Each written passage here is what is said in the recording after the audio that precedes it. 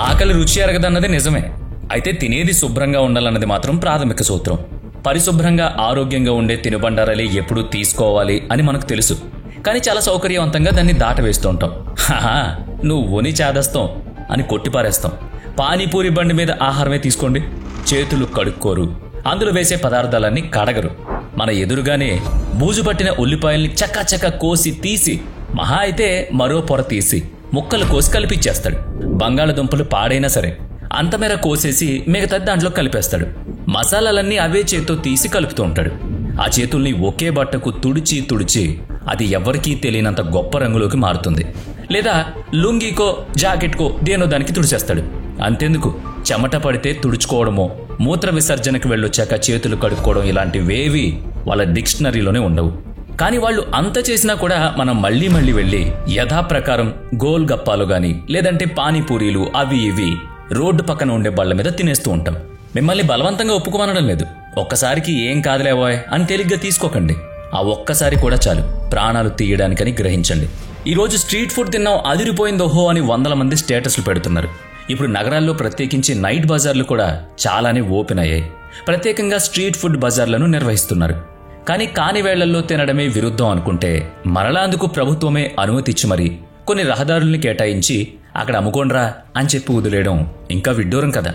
తయారు చేస్తూనే నోట్లో వేళ్లు పెట్టుకునేవాళ్లు, గుట్కాలు కిళ్ళీలు నములుతూనే తయారు చేసేవాళ్లు, చేతులు విడిగా కడుక్కోవడం దేనికని చాలా బద్ధకంగా అన్నీ దాంట్లో కలిపేసేవాళ్లు, మురికి నీళ్లతోనే ఎంగిలి పళ్ళాలు శుభ్రం చేసేవాళ్లు, పానీపూరిలో మూత్రం వేసి ఇచ్చేవాళ్లు. ఇదంతా మన చుట్టూనే జరుగుతోంది. పానీపూరిలో మూత్రం పోసిచ్చిన వాడిని జైల్లో పెట్టారని వార్త. మరి దొరకని వాళ్ల దగ్గర రోజు తింటున్నారు కదా, వాళ్ల పరిస్థితి ఏంటి? మీరు ఎటువంటి భావోద్వేగాలకు లోను కాకుండా ఫాస్ట్ ఫుడ్ సెంటర్లు, తోపుడు బళ్ళు, జంగిడి బుట్టలు పెట్టుకునే వాళ్ళని పరిశీలించండి. ఒక పూట అదే పని మీద మీరు మీ స్నేహితులు కలిసి వెళ్లి చూడండి. అంతెందుకు, రైళ్లలో మసాలా శనగలు, సమోసాలు, పచ్చిమిర్చి, చాయ్ కాఫీ ఇవన్నీ కూడా చాలా శుభ్రంగా ఉంటాయి సుమా. నేను వెటకారంగానే చెప్పాను. అంటే ఇవన్నీ కనిపిస్తున్నాయి కనుక చెప్తున్నారు. కానీ పెద్ద హోటళ్లు, రెస్టారెంట్ల మాట ఏంటి అంటారా?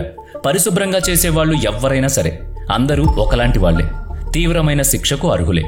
చెన్నై, ముంబై, హైదరాబాద్ వంటి నగరాల్లో పలు పేరొందిన హోటళ్లలో జరిగే బాగోతాలు రీసెంట్గా కూడా బయటపడ్డాయి. చర్యలు కూడా తీసుకుంటున్నారు, శిక్షలు పడుతున్నాయి, అనుమతులు రద్దు చేశారు అన్న వాటికి చాలానే సాక్ష్యాలు కూడా మన చుట్టూ తిరుగుతున్నాయి. క్లీన్ అండ్ హైజీన్ అనే 2 పదాలు మీకు తెలుసు కదా. శుచి, శుభ్రత అంటే కులమతాలకు సంబంధించిన మాటలు కావని గ్రహించండి చాలు. మడి కట్టుకుని వంట చేయడం అంటే అదేమీ వివక్ష కాదు. అలాంటి శుచి, శుభ్రత పాటించడమే కరోనా మహమ్మారి నుంచి ఒక మాదిరి నష్టంతో బయటపడ్డానికి మనకు గొప్ప వరంలా మిగిలింది. వీధి తిరుగుళ్ళు మాత్రమే కాదండోయ్, వీధి తిళ్ళు కూడా అనారోగ్యమే. అసలేం కలుపుతారో ఈ హోటల్లో? కొబ్బరి చట్నీ అంత బాగుంటుంది, మనం చేసుకుంటేనేమో రాదు కదా అని మీరే అంటూ ఉంటారు కదా. మరి దాంట్లో ఏం కలుపుతారో ఎవరికెరుక. ఇక సాంబార్ అయితే గిన్నెలు లాగిస్తాం.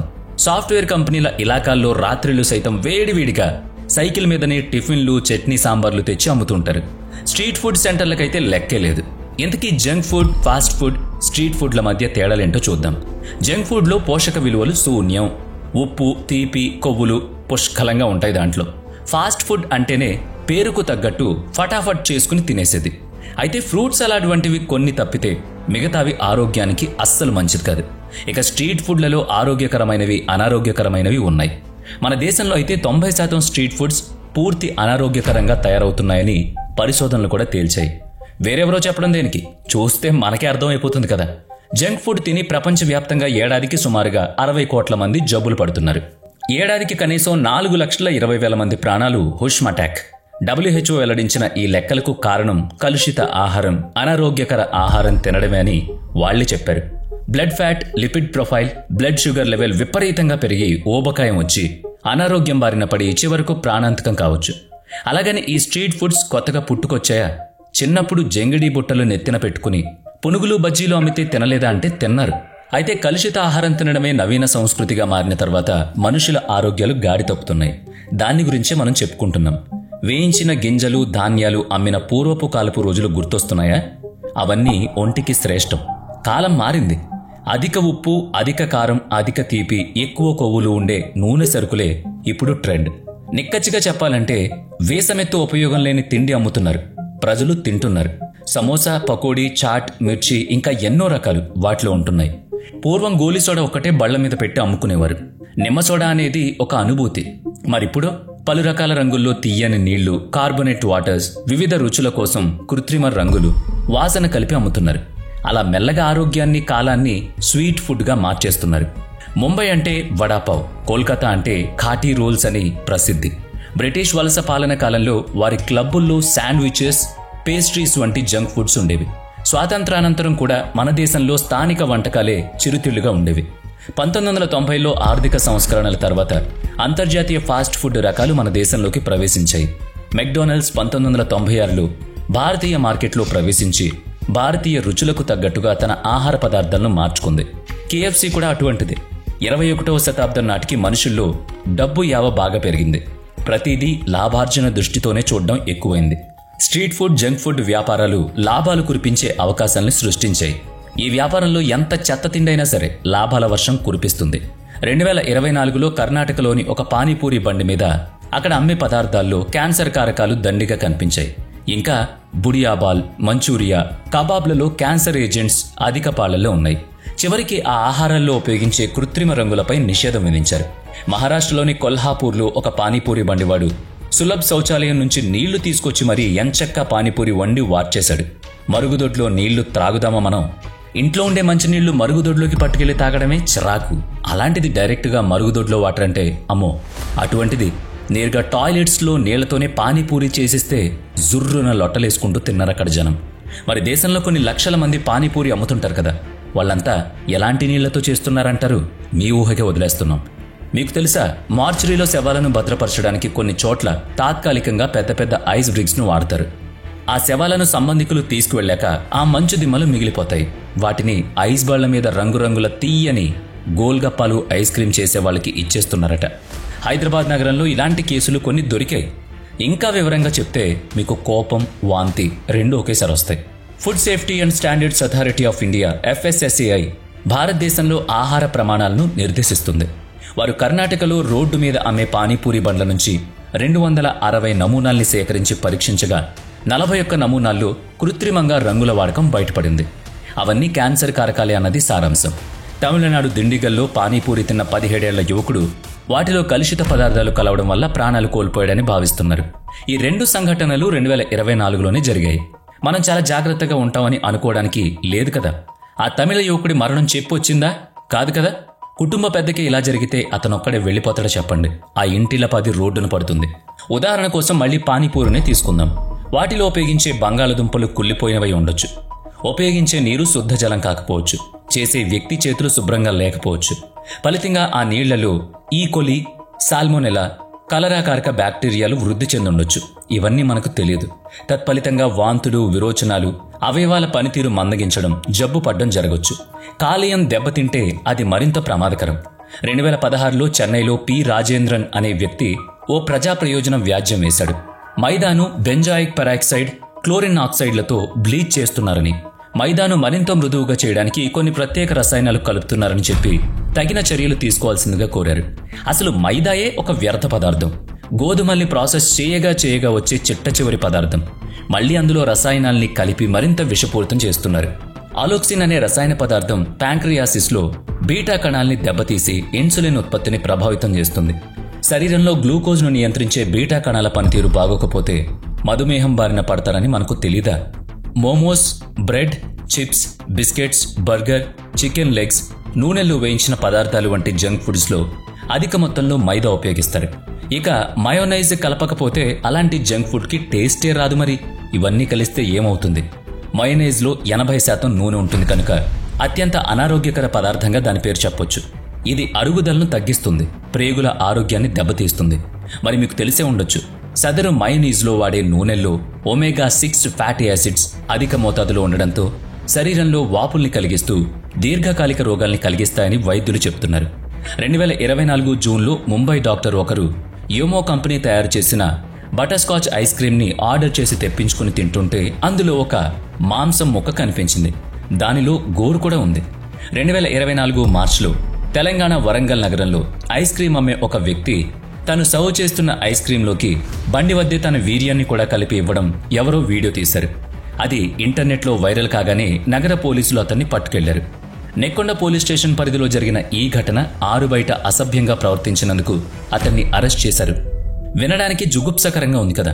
మరి నిత్యం మనం బయట తినే అనేక పదార్థాల తయారీని తయారు చేసే వాళ్ళని చూస్తే ఇంకేం తింటామంటారా? కోరి అనారోగ్యాన్ని కొనుక్కోవడం, వైద్యం కోసం వేలు లక్షలు ఖర్చు పెట్టడం అవసరమా? ఒక్కసారి ఆలోచించండి. హోటళ్లైనా స్ట్రీట్ వెండర్స్ అయినా వాళ్లు అమ్మే పదార్థాల్లో నేరుగా వినియోగదారుల కంటికి ఏమీ కనిపించదు. ప్రయోగశాలల్లో పరీక్షించినప్పుడే అందులో హానికారక క్రిములు బయటపడతాయి. Institute of hotel management catering and nutrition PUSA కలుషిత ఆహారాన్ని పరీక్షించడం కోసం పశ్చిమ ఢిల్లీలో 5 ప్రాంతాల్ని ఎంపిక చేసుకుంది. వాటిలో అత్యంత ధనిక ప్రాంతాలున్నాయి. నెలలో 2 సార్లు అక్కడక్కడ వాళ్లు శాంపిల్స్ సేకరిస్తారు. మోమోస్, సమోసా, పానీపూరి, బర్గర్లను తీసుకుని పరిశీలిస్తే వాటిల్లో బాసిల్లస్ సీరియస్, క్యాస్ట్రీడియం ఫెర్స్పరస్, స్టాఫిలోకోకస్ ఆరిస్, సాల్మనైజ్ స్పీషీస్ వంటి బ్యాక్టీరియాలను వృద్ధి చేసే మూలకాలు కనిపించాయి. శాస్త్రవేత్తల్ని హడలెత్తించిన పరీక్షలివి.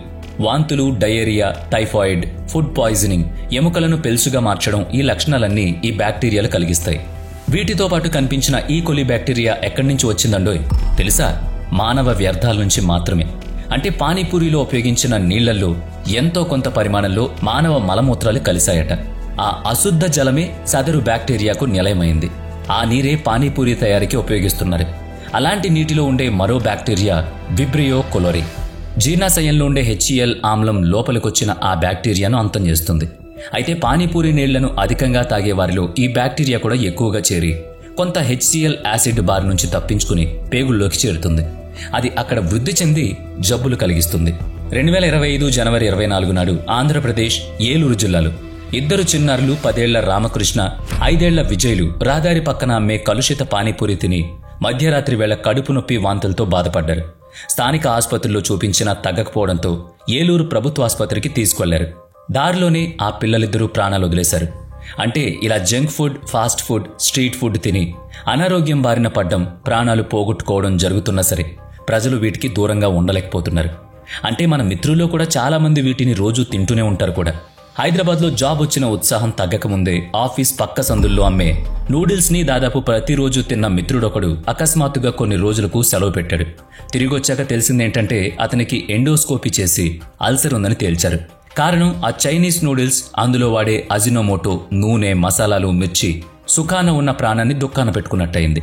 పెద్దవాళ్ళు చెప్తూ ఉంటారు కదా, ఈ 4 అంగుళాల నాలుక వరకే రుచి, కొండ నాలుక దాటి గొంతులోకి వెళ్ళాక ఏ రుచి తెలియదు.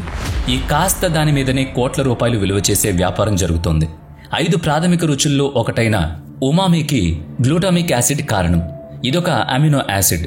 నాలుకను రెచ్చగొడుతుంది. ఫలితంగా మెదడులో డోపమైన్ విడుదలవుతుంది. అది ఎంతో ఆహ్లాదాన్ని కలిగిస్తుంది. వీధి తిళ్లల్లో మసాలాలు, పులిసిన పదార్థాలు ఉంటాయి కనుక అవి ఉమామీ రుచిని మరింత ఎక్కువ చేస్తాయి. వేపుడు తిండ్లు, కాల్చిన పదార్థాలు నాలుక పైన ఉన్న, నాలుక మీద ఉన్న ఉమామీ రుచి మొగ్గల్ని చైతన్యపరిచి రుచిని ద్విగుణీకరిస్తాయి. ఆ గ్లూటామిక్ యాసిడ్లో సోడియం అంటే ఉప్పు కలిపితే మోనోసోడియం గ్లూమేట్ తయారవుతుంది. అది పదార్థాల్లో సులువుగా కలిసిపోయి ఉమామీ రుచిని కొన్ని రెట్లు పెంచుతుంది. అందుకోసమే ఈ కృత్రిమ రుచి కారకాల్ని నేరుగా ఆహార పదార్థాల్లో కలుపుతారు. అంటే కృత్రిమ ఆహార పదార్థాలైన నూడిల్స్, చిప్స్, శీతలీకరణ పదార్థాల్లోనూ, బిస్కెట్స్ వంటి బేకరీ పదార్థాలు, చైనీస్ ఫుడ్స్లోనూ దీన్ని కలుపుతారు. ఆహ్లాదకర అనుభూతిని మెదడు మళ్లీ మళ్లీ కోరుకుంటుంది. ఫలితంగా తినాలనే కాంక్ష పెరుగుతుంది. ఇంతవరకు ఏం కాలేదులే, ఇప్పుడేమైపోద్ది అనిపిస్తుందా? మనల్ని మనమే సమాధానపరుచుకుని తినేలా ప్రోత్సహిస్తుంది. అది ఒబేసిటీకి దారితీయడం, వేర్వేరు జబ్బుల బారిన పడడం జరుగుతుంది. నాడీ వ్యవస్థ ఉత్తేజితమై తలపోటు, నీరసం, తల తిరగడం, ఒళ్ళు జలధరించడం లాంటి లక్షణాలు కనిపిస్తాయి. కాబట్టి ఎదిగే వయసులో ఉండే పిల్లలకి ఇవేవి పెట్టకపోవడం, వాళ్ళు చూస్తుండగా తినకుండా ఉండడం చెయ్యాలి. పిల్లలు తింటే పూర్తిగా ఎదగని వాళ్ళ నాడీ వ్యవస్థను ఇవి దెబ్బతీస్తాయని గ్రహించండి. మీకు గుర్తుందా, 2015లో మ్యాగీ నూడిల్స్లో హానికారక లెడ్, మోనోసోడియం గ్లూటమేట్, MSGలు అధిక మొత్తంలో కనిపించాయి. ప్యాకింగ్ మీద నో యాడెడ్ MSG అని ముద్రించి వినియోగదారుల్ని తప్పుదోవ పట్టించారు. దాంతో భారతదేశం మొత్తం మీద 5 నెలల పాటు మ్యాగీ నూడిల్స్ అమ్మకాల్ని నిషేధించారు. 2021లో నెస్లీ కంపెనీ ఆహారోత్పత్తులు ఆరోగ్య ప్రమాణాల్ని అతిక్రమించాయని తేలింది. అంటే భారత ఆహార ప్రమాణాల నియంత్రణ సంస్థ FSSAI పనితీరు సక్రమంగా లేదని అర్థం. నియమాల్ని కఠినంగా రూపొందించకపోవడం లేదా కఠినంగా అమలు చేయకపోవడం ఇందుకు కారణమని విమర్శలొచ్చాయి. Packaged food, junk food, street food తయారీ సంస్థల వ్యక్తులు పామ్ ఆయిల్, హైడ్రోజినెటల్ ఆయిల్ను మితిమీరంగా వాడుతున్నారు. వినియోగదారులు కూడా నోటికి రుచిగా చవగ్గా లభించే ఆహారాల్ని ఇష్టంతో కంపెనీలు మరింత నాసిరకం ఆహార పదార్థాలను ఇచ్చినా కూడా లొట్టలేసుకుంటూ తింటున్నారు. నెస్లే, పెప్సికో, ఐటీసీ, యూనిలివర్ వంటి బ్రాండ్లే కాదు, మొత్తం ఆహార పరిశ్రమే పామ్ ఆయిల్ వాడకం, నాసిరకం పదార్థాలతో ఆహారోత్పత్తుల్ని సమాజంలోకి విడిచిపెడుతోంది. సరిగ్గా ఇవే కంపెనీలు అవే ఆహార పదార్థాల్ని ఐరోపా, అమెరికా వంటి దేశాల్లో అమ్మినప్పుడు మేలు రకం నూనెలు, నాణ్యమైన పదార్థాలతో చేసి పంపిస్తున్నాయి. ఎక్కడిదాకానూ ఎందుకు? మీకే సమోసా తినాలనిపించింది, పకోడీ నమలాలనిపించింది, మీ పరిధిలోనో ఊళ్ళో ప్రధాన రహదారిలోనో బండి మీద అమ్మేవాళ్ల దగ్గరికి వెళ్లి సమోసాలు కొనుక్కుని తినేస్తాం. ముదురుగా, చిక్కగా ఎన్నిసార్లు మరిగించారో అన్నట్టుగా ఆ నూనెను మీరు గమనించొచ్చు. ట్రాన్స్ ఫ్యాట్స్ విషపూరితంగా ఉంటాయి అందులో, తెలుసుకోండి. ఆ నూనె కూడా చవక రకం పామ్ ఆయిల్ లేదా హైడ్రోజినెటల్ ఆయిల్ అయి ఉంటుంది. ఆరోగ్యాన్ని నెమ్మదిగా నాశనం చేసే విష పదార్థమని మనం తెలుసుకునే నాటికి అది మన పాలిట శాపంగా మారుతుంది. ట్రాన్స్ ఫ్యాటీ యాసిడ్స్, టీఎఫ్ఏ గుండె ఆరోగ్యానికి అతి ప్రమాదకరం. కాదా అని మీ కుటుంబ వైద్యుణ్ణి కనుక్కోండి. ఇక జంతువుల కొవ్వు నుంచి తీసిన నూనెలు చాలా చౌక.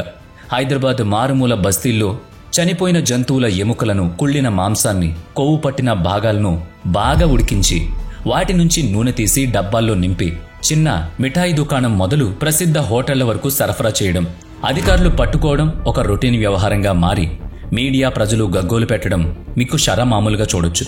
దేశంలో ఇలాంటి విషపూరిత వ్యాపార స్థలాలు ఎన్ని వేలున్నాయో ఎవ్వరికీ లెక్క కూడా తెలీదు. టీఎఫ్ఏ తీసుకోవడం వల్ల 5,40,000 మరణాలు సంభవిస్తాయని ప్రపంచ ఆరోగ్య సంస్థ WHO వెల్లడించింది. టీఎఫ్ఏ మనిషి శరీరంలో బ్యాడ్ కొలెస్ట్రాల్ను పెంచుతుంది, గుడ్ కొలెస్ట్రాల్ను నాశనం చేస్తుంది. అంటే గుండె కండరాలను బ్లాక్ చేసేలా చేస్తుంది. ఇక నకిలీ పన్నీర్, కలుషిత పన్నీర్ గల్లీ గల్లీలోనూ దొరుకుతోంది. ఒక 250 గ్రాముల మేలు రకం పన్నీర్ అధమ పక్షాన 100 రూపాయలు. ఇక బ్రాండెడ్ పన్నీర్ రకాలు అంతకంటే ఎక్కువ. అలాంటిది పన్నీర్ పకోడీ, పన్నీర్ మసాలా కూరలు 50 రూపాయలకి ఎలా వచ్చేస్తున్నాయి? ఒక్కసారి ఆలోచించలేమా? ఎక్కడ పడితే అక్కడ నేతి మిఠాయిల దుకాణాలు కనిపిస్తుంటాయి కదా. నిజంగానే టన్నుల కొద్దీ నెయ్యి మన దేశంలో ఉత్పత్తి చేయబడుతుందా అని కొంచెం పరిశోధన చేయండి. అసలు మీ ఇంట్లో వతనులుగా పాలు పోసే వ్యక్తినే కాసేపు కూర్చోబెట్టి మాట్లాడండి. అతనే చెప్తాడు పాలు కూడా నాణ్యమైనవి కావు. Detergent powder, shampoo, refined oil, starch, urea కలిపి సింథటిక్ మిల్క్ తయారు చేస్తున్నారు. దాంతో అది చిక్కగా వెన్న కట్టిన పాలలాగా ఉంటుంది. ఆ కృత్రిమ పాలను విరగ్గొట్టడానికి చౌక రకం వెనిగర్ను ఉపయోగించి పన్నీర్ చేస్తున్నారు. గట్టి పన్నీర్లాగా అనిపించడానికి అదనంగా స్టార్చ్, ఫార్మలిన్లను కలుపుతున్నారు. ఫార్మలిన్ అంటే మార్చిరీలో శవాలు పాడైపోకుండా రాసే ఒక రసాయనం. అదే ఫార్మలిన్ను పళ్ళు, కూరగాయలు మరింత కాలం తాజాగా ఉండడానికి పోస్తున్నారు. ఇది క్యాన్సర్ను కలిగిస్తుందని వైద్యులు చెప్తున్నారు. అనలాగ్ పనీర్ పేరిట అమ్ముతున్న పనీర్లో పోషకాలు లేకపోగా అది కూడా నకిలీయేనని నిపుణులు చెప్తున్నారు. మరీ ముఖ్యంగా ఇది జొమాటోకు చెందిన ఆహార పదార్థాల పంపిణీ సంస్థ హైపర్ ప్యూర్ ద్వారా విక్రయించబడుతోంది. మిరపకారంలో ఇటుక పొడి, ఉప్పు, టాల్కం పౌడర్, సోప్ స్టోన్, కృత్రిమ రంగులు కలుపుతున్నారు. పసుపులో మెటనిల్ ఎల్లోని ఆకర్షణీయమైన రంగుల్లో కలుపుతున్నారు. దీన్ని నిల్వ చేసిన డబ్బా కూడా కొంతకాలానికి నీళ్లూరిన గోడలాగా పొక్కుపోతోంది. గమనించండి. ఆర్టిఫిషియల్ కలర్స్, పాయిజనస్ మూలకాలు ఆహార పదార్థాల్లో కలపడం అన్నది ఐరోపా, అమెరికాల్లో నిషేధం. అసలు మన దేశం నుంచి ఎగుమతయ్యే మామిడి పండ్లు సాగు చేసేటప్పుడు ఎలాంటి నిషేధిత రసాయనాలు వాడకూడదన్నది అక్కడ పరీక్షల్లో తేలుతుంది. మరి మనం మాత్రం కార్బైడ్ వంటి విష రసాయనాలు చల్లినా కూడా వాటిని కొనుక్కుని అధిక ధరలకు తెచ్చుకుని తింటున్నాం. లక్నోలోని Indian institute of technology research IITR ప్రకారం భారతీయ తయారీ మిఠాయిల్లో orange 2, rhodamine B, blue VRS వంటి నిషేధిత ప్రమాదకర రసాయనాల్ని యథేచ్ఛగా వాడేస్తున్నారని తెలిసింది. పసిపిల్లల ఆహారం మొదలు పండు ముసలివారు తినే ఆహారం వరకు అన్నిటా వేరువేరు స్థాయిల్లో వివిధ రకాల హానికారక రసాయన పదార్థాలు కలపడం, తక్కువ ధరలకు అమ్మడం, వినియోగదారులు వాటిని కొనడం షరా మామూలైపోయింది. అతిక్రమించిన వారిని శిక్షించినా ప్రజల్లో గణనీయమైన స్పందన అయితే కనిపించదు. వినియోగదారుడా మేలుకో అనే నినాదం ఎవరు రాసిచ్చారో తెలియదు, కానీ అతడు మేల్కొని ఇటువంటి కలుషిత ఆహారాలను మారుమాట లేకుండా తిరస్కరించినప్పుడే మన సమాజం ఆరోగ్యకరంగా ఉంటుంది. నకిలీలు, కలుషిత ఆహార సేవల వల్ల kidney, heart, liver, spleen, testicles, ఓవర్సిస్లు గుణం కోల్పోతాయి. దీర్ఘకాలంలో నయం కాని జబ్బులొస్తాయి. చిన్నపిల్లల్లో మానసిక మార్పులు, అతి చురుకుదనం వంటి దుర్లక్షణాలు ఎదురవుతాయి. కర్ణాటక ప్రభుత్వం ఆహార తయారీ నిబంధనలను ఉల్లంఘించిన తయారీదారులకు 7 ఏళ్ల జైలు శిక్ష, 10 లక్షలు జరిమానా విధిస్తోంది. పానీపూరి, సమోసా, చిప్స్, కారం, paneer, chocolate, biscuit, cool drinks అన్నీ కూడా కలుషిత నీరు, నకిలీ పదార్థాలు, ప్రమాదకర రసాయనాలతో తయారవుతున్నాయని గ్రహించి కూడా నిర్లక్ష్యం వహిస్తే రేపటి రోజున బాధపడినా సరిదిద్దుకోలేని స్థాయికి పడిపోతామని గమనిద్దాం. కోతిపుండు బ్రహ్మరాక్షసి అయిందనే సామెత, గోటితో పోయేదానికి గొడ్డలి దాకా తెచ్చుకున్నారనే సామెత ఇవన్నీ కూడా తెలుసు కదా. ఏ స్టిచ్ ఇన్ టైం సేవ్స్ 9 అని ఆంగ్ల సామెత. కాబట్టి చిరుగు చిన్నగా ఉన్నప్పుడే 4 కుట్లు వేస్తే మంచిది. చిరుగు పెద్దదయ్యాక వేస్తే ప్రయోజనం నాస్తి. Street food, junk food, fast ఫుడ్లకు స్వస్తి పలకండి. దయచేసి చిన్నపిల్లలకు వాటిని తినిపించకండి. మీరు వాళ్ళని బుజ్జగిస్తున్నారనుకుంటున్నారేమో, కానీ చేజేతులా వాళ్ళ ఆరోగ్యాన్ని పాడు చేస్తూ మీ ఆరోగ్యాన్ని మీరు నాశనం చేసుకుంటున్నారు. తస్మాత్ జాగ్రత్త.